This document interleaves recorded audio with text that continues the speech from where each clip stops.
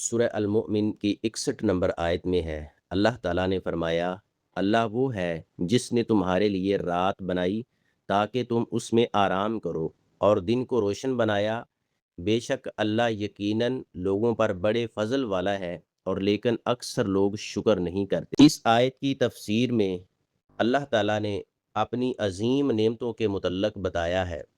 اللہ نے رات انسان کے آرام کے لیے بنائی ہے، نیند پوری کرے اور جسم اور دماغ کو سکون ملے۔ دن اس لیے روشن بنایا کہ لوگ محنت کریں، رزق تلاش کریں اور اپنے کام انجام دیں۔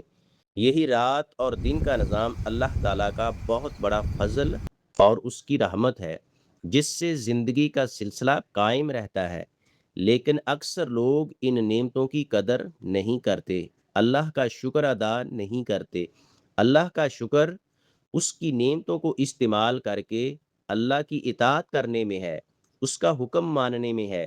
نعمتیں تو سب استعمال کرتے ہیں، لیکن اطاعت بہت کم لوگ کرتے ہیں۔